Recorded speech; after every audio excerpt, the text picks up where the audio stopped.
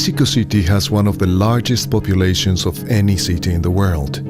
It is also a place where the commercial sexual exploitation of children is rife. This is a typical story.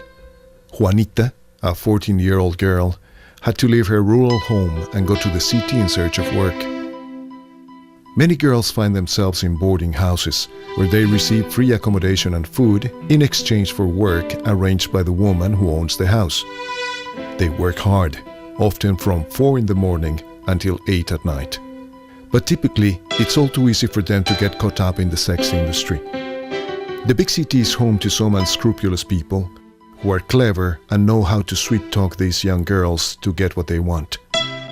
Once the girls succumb, they find themselves trapped in a vicious circle.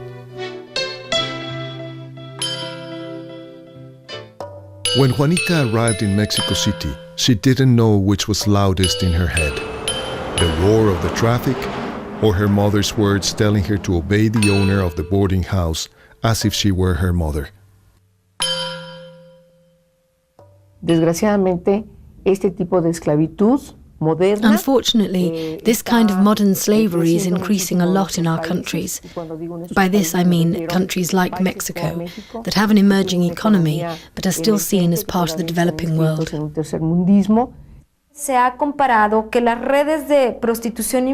Research shows that child prostitution networks are linked to the drug or arms trafficking networks.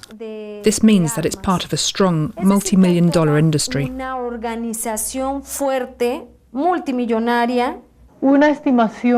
An estimate by UNICEF and the National Commission for Childhood and the Family shows that around 16,000 children in Mexico City are suffering some kind of commercial sexual exploitation.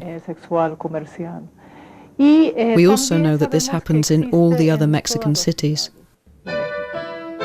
Organizations working to prevent this kind of exploitation of young girls recount many truly horrifying stories.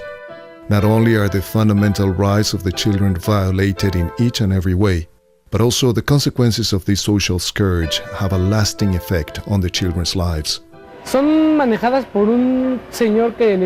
are managed by the pimps who treat them as slaves. They sell the girls' bodies just to get money for themselves.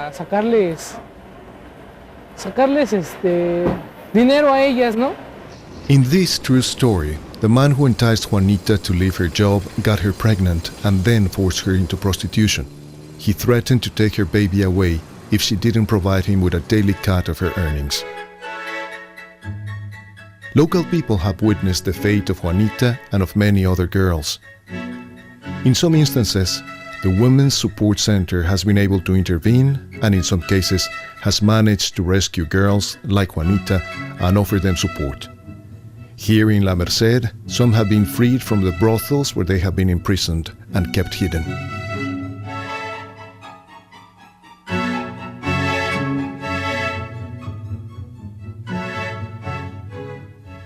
The saddest aspect of the whole problem of commercial and sexual child exploitation is that the person is turned into a sexual object. It was difficult for those working with Juanita to convince her that as a person she is priceless and has the right to a happy childhood like any other girl of her age. We have categorized these offences as serious crimes, including people trafficking, forced prostitution of children under 18 years, child sex tourism, and child pornography.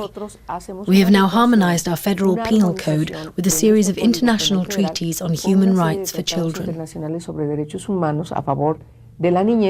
It wasn't easy to rescue Juanita. It isn't just a matter of finding girls like her with the courage to get out, but it also involves a head-on battle with organized crime.